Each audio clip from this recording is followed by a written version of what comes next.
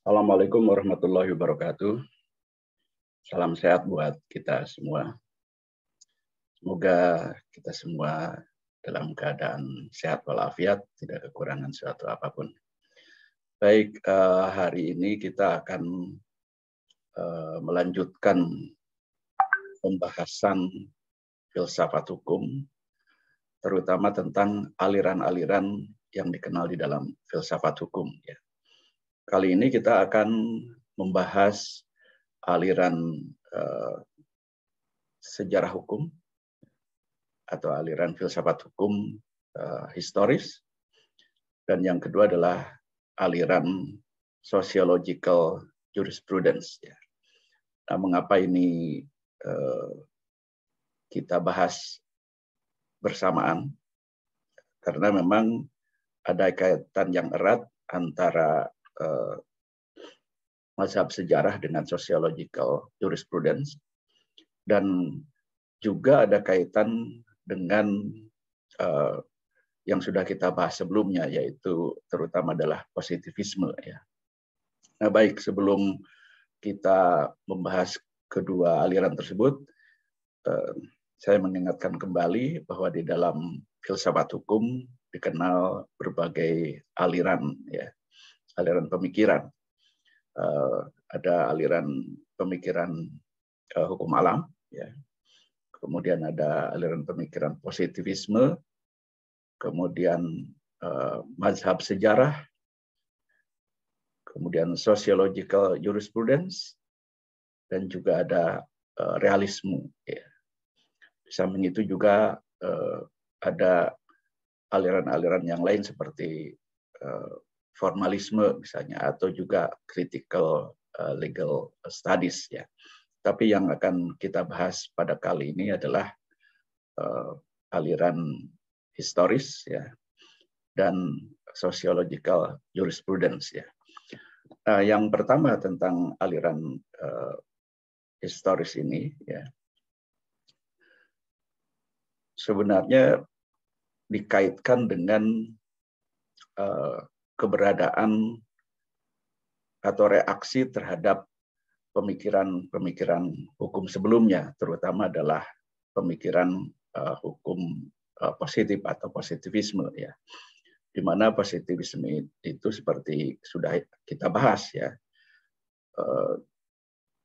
ciri-ciri dari positivisme hukum itu bahwa hukum itu adalah perintah penguasa atau atau komando dari penguasa.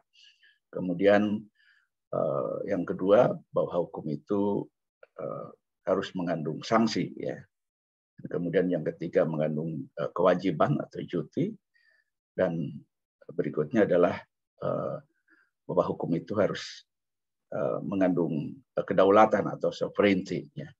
Nah, dari persyaratan-persyaratan ini, maka hukum positif itu atau positivisme itu lalu menganggap atau mendudukan hukum itu sebagai sesuatu yang universal.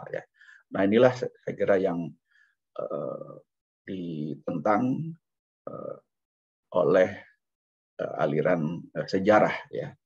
Nah, untuk itu kita lihat dulu beberapa karakteristik dari aliran historis atau aliran sejarah ini.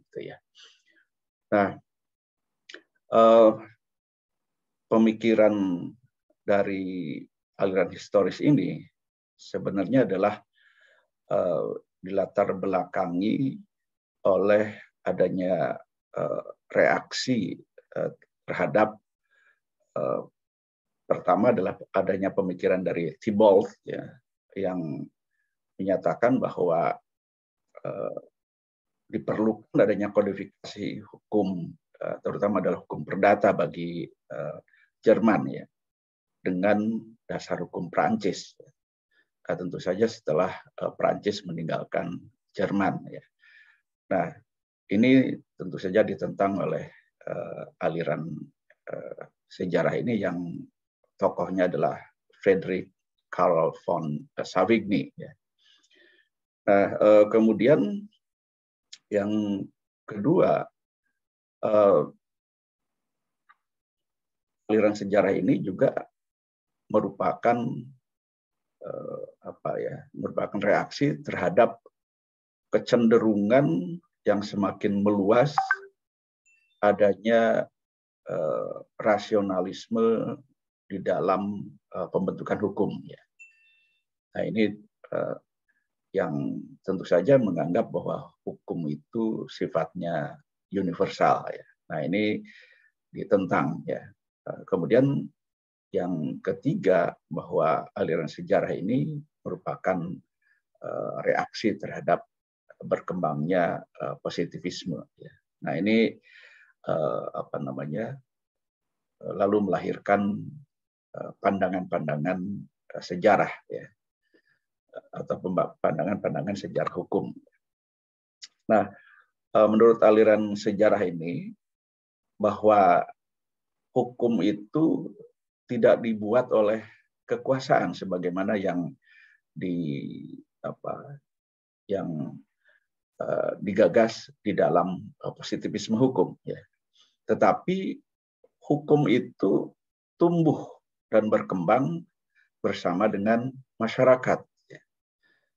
Oleh karena itu, tumbuh dan berkembangnya hukum itu bersama masyarakat. Ya. Kalau dalam masyarakat yang bersangkutan sesuatu misalnya dianggap sudah tidak sesuai lagi dengan jiwa masyarakat, maka akan ditinggalkan. Tetapi jika menurut jiwa masyarakat suatu hukum itu masih relevan, maka tetap akan digunakan atau dianut di negara yang bersangkutan.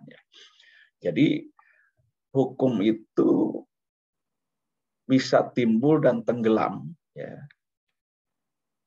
berdasarkan jiwa masyarakat atau yang dengan istilah lain disebut sebagai Volksgeist. Ya. Nah, dengan demikian maka hukum itu berbasis budaya atau lokal. Ya. Karena berbasis budaya atau ada lokalitas di sana, maka sebenarnya hukum itu bersifat evolusioner. Ya. Jadi berkembang dari waktu ke waktu. Nah, ini pemikiran pokok dari sejarah hukum atau pemikiran mazhab sejarah. Ya. Nah, di dalam pemikiran sejarah ini, ya, maka yang dinamakan hukum itu adalah hukum yang berkembang sesuai dengan sejarah dari suatu bangsa. Dan memang tidak bisa dipungkiri bahwa mazhab sejarah ini juga memang muncul setelah timbulnya paham nasionalisme yang menguat di abad ke-19. Ya. Nah, dengan demikian, maka tidak bisa lagi suatu hukum itu dianggap sebagai suatu hukum yang universal. Ya. Misalnya hukum Perancis yang waktu itu juga sudah menguasai Jerman, maka dianggap sebagai hukum yang bisa digunakan di Jerman, yang sesungguhnya Jerman pada saat itu pun juga memiliki berbagai lingkungan hukum setempat. Nah, adanya pemikiran tentang kodifikasi hukum tentu ini tidak sesuai dengan jiwa dari bangsa Jerman saat itu. Oleh karena itulah maka aliran sejarah inilah yang kemudian dikemukakan. Ya. Nah, aliran sejarah ini tentu pada level internasional maka basisnya adalah Volksgeist atau jiwa bangsa, jiwa masyarakat secara keseluruhan bangsa yang bersangkutan. Ya. Tetapi bagaimana pada level nasional? Ya. Nah, pada level nasional seperti contohnya pada negara kita, ya Indonesia misalnya. Bagaimana penerapan aliran sejarah hukum ini, aliran historis ini? Ya Indonesia mengenal adanya 19 lingkungan hukum adat. Bahkan mungkin realitasnya bukan hanya 19 lingkungan hukum adat saja, tetapi bisa jadi setiap lingkungan tertentu di negara kita ini memiliki hukum adatnya masing-masing. Ya. Nah, oleh karena itu, menurut aliran sejarah ini, maka lingkungan hukum adat ini atau hukum adat masing-masing ini ya, harus dijadikan dasar pemikiran di dalam pembentukan hukum. Ya. Nah, karena dengan dasar pemikiran hukum adat ini, maka di Indonesia akan tercipta suatu harmoni, suatu keadaan yang dirasakan sesuai dengan hukum adatnya masing-masing. Tetapi tentu dalam lingkup Negara Kesatuan Republik Indonesia. Ya. Nah, tetapi bagaimana kaitannya dalam pembentukan hukum nasional? Tentu saja 19 lingkungan hukum adat ini dan berbagai macam hukum adat yang lain menjadi komponen di dalam pembentukan hukum nasional. Nah, jadi intinya bahwa pada level internasional, maka yang disebut sebagai mazhab sejarah itu, bahwa hukum itu adalah yang berbasis Volksgeist atau jiwa bangsa yang bersangkutan, sedangkan pada level lokal, maka hukum itu harus didasarkan pada perkembangan budaya setempat atau lokal. Ya. Atau dengan kata lain, bahwa hukum yang dibentuk itu adalah, atau hukum yang terbentuk itu adalah yang berbasis budaya lokal. Ya. Nah demikian aslinya atau asalnya bahwa hukum berdasarkan pemikiran sejarah hukum ini adalah bukan dibentuk tetapi bersama dengan perkembangan dari masyarakat setempat. Nah, tentu di dalam realitasnya bagaimana keberadaan hukum-hukum yang berbasis budaya lokal ini lalu akan tumbuh dan berkembang secara alamiah menjadi hukum nasional. Nah, ini hal yang lain tentunya.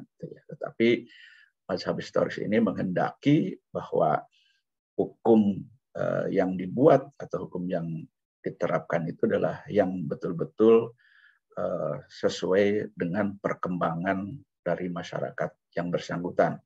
Oleh karena itu, hukum tidak bisa lagi hanya mengandalkan rasio sesaat, ya, tetapi harus mempertimbangkan juga perkembangan-perkembangan sebelumnya, saat ini, dan juga ke depan. Gitu ya.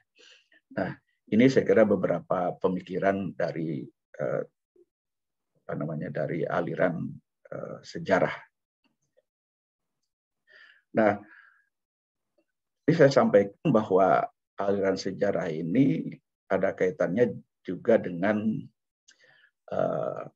aliran sociological jurisprudence, ya, selain dengan positivisme. Ya.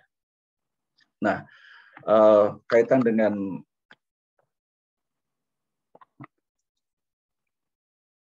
sociological jurisprudence, ya, kita lihat terlebih dahulu inti dari aliran sociological jurisprudence ini. Ya. Yang pertama adalah bahwa hukum yang baik atau hukum yang efektif itu adalah yang sesuai dengan hukum yang hidup di dalam masyarakat. Ya. Oleh karena itu, hukum harus mencerminkan nilai-nilai yang hidup di dalam masyarakat. Nah, ini apa namanya, irisan atau apa ya, ya ada kaitan dengan aliran sejarah, ya. Sama-sama bahwa hukum itu harus mencerminkan nilai-nilai yang hidup di dalam masyarakat. Nah, aliran ini sebenarnya merupakan aliran sintesa, ya, antara positivisme dan aliran historis, aliran sejarah hukumnya. Nah, di mana sintesanya? Ya. Nah, aliran positif kita tahu menekankan pada akal, ya, di dalam pembentukannya, ya. Karena menurut positivisme hukum, hukum itu harus dipisahkan dari moral, dari politik, dari nilai-nilai sosial dan lain sebagainya, ya. Sedangkan aliran historis justru menekankan pada pengalaman suatu unit masyarakat tertentu, apakah itu yang disebut sebagai nation atau bangsa, atau lingkungan-lingkungan hukum yang ada pada negara yang bersangkutan, ya, seperti di Indonesia adanya lingkungan hukum adat, gitu, ya. Nah, jadi aliran sociological jurisprudence itu di antara dua aliran tadi, ya, aliran positif, ya, dan juga aliran historis, ya. Nah, tentu saja kedua aliran tersebut, ya, benar menurut versinya masing-masing, ya. Hanya saja hukum yang sanggup menghadapi ujian akal yang akan hidup terus dan yang teruji oleh pengalaman. Jadi dua-duanya, ya, bahwa menurut aliran sociological jurisprudence, ya, bahwa hukum itu harus sesuai dengan masyarakat, perkembangan masyarakat, ya, tetapi juga hukum itu akan bertahan ketika juga menghargai atau menempatkan rasio di dalam pembentukannya atau di dalam penerapannya, ya. Nah, dengan demikian hukum itu sebenarnya adalah merupakan pengalaman yang diatur dan dikembangkan oleh akal yang diumumkan dengan wibawa oleh badan-badan yang membuat undang-undang yang mempunyai otoritas negara. Ini dengan kata lain bahwa aliran sociological jurisprudence ini tidak menafikan hukum yang dibuat oleh negara, ya,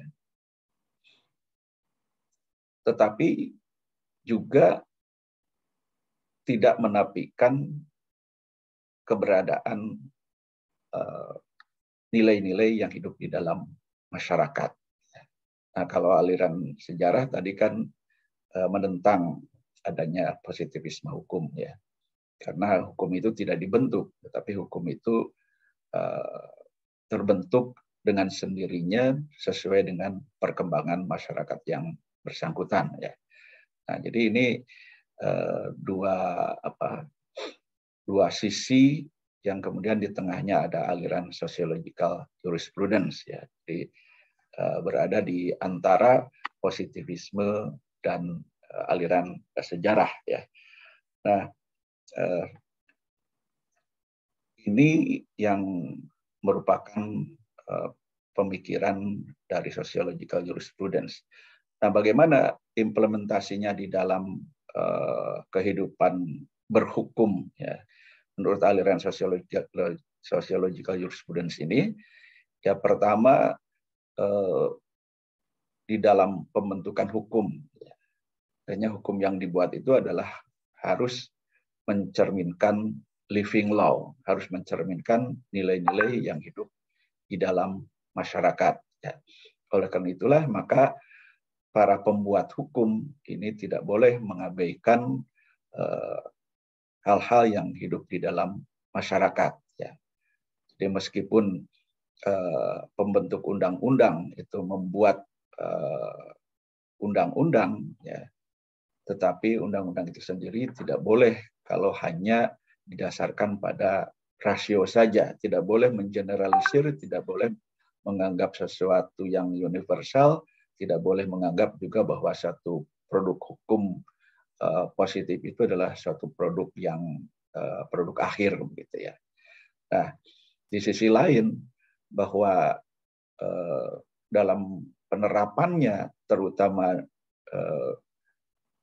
di yang tumbuh di Amerika, ya, bahwa aliran sociological jurisprudence ini sebenarnya merupakan perwujudan dari keresahan-keresahan yang dirasakan oleh para lawyer, para advokat di sana, ya, dalam kaitannya dengan pengadilan. Ya.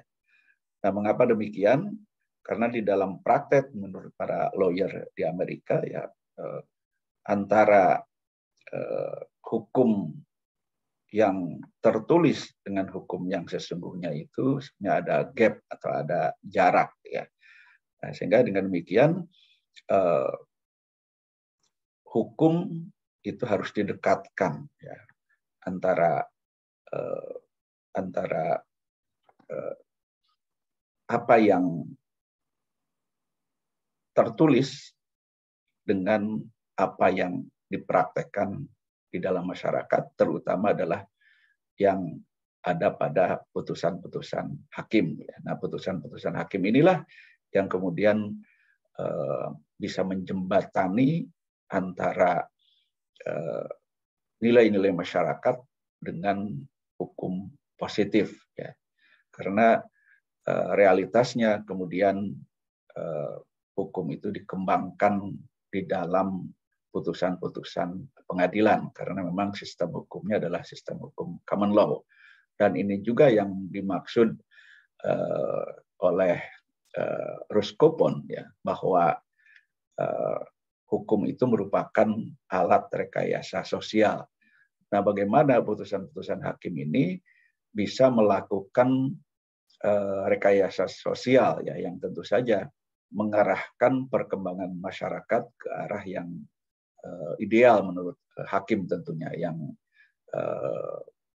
menyerap aspirasi atau menyerap nilai-nilai yang hidup di dalam masyarakat, ya. Ya, jadi dengan demikian baik pada tataran pembuatan hukum ini yang terutama yang berkembang di Eropa, ya, dengan tokohnya Eugen Ehrlich, ya, dan di Amerika dengan tokohnya Ruskopon, ya, sebenarnya sama-sama ketemu, gitu ya, baik dalam pembentukan hukum positif maupun juga dalam putusan-putusan hakim, ya.